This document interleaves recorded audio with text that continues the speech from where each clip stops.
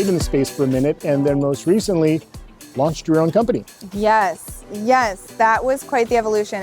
It's really wild because my journey into this world started at a startup, and we were as startup-y as possible. Like, everybody did every job, and I think I was maybe number 15 in terms of employees.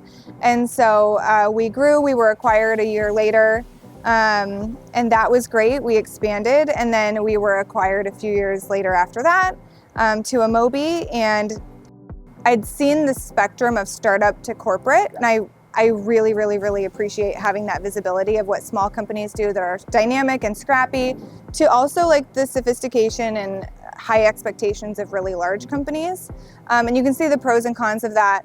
And then as Singtel was selling a Moby, they found a buyer for the technology, the DSP business, which was Tremor. And then I started Ignite Media Group and acquired the performance marketing division that I had been running under a Moby. So now we're back to a hybrid. We are a startup, but we can kind of take the best of both worlds. We can take the things that we loved that worked within like a really corporate structure and what our expectations are there, but we can still be as agile and dynamic as a startup.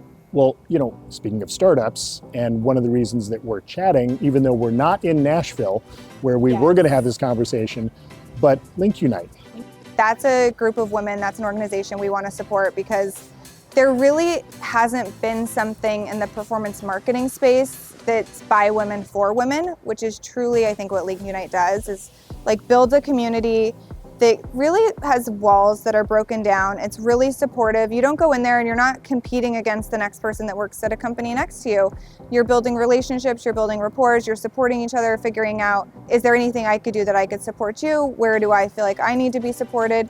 And it's a unique community of women, I think, that do that. And Sara and Amanda have done such an incredible job in building that community, because community building is really hard. You want like an authentic culture that they have done like such a great job at building.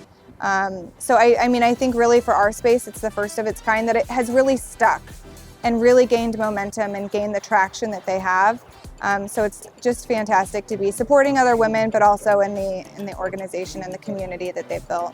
Yeah, for sure. Well, our space has been a boys' club going back a long time, because again, we've seen it. Do you think that's changing? I mean, you're a woman founder, obviously. Yeah. Do you feel like the industry has started to shift?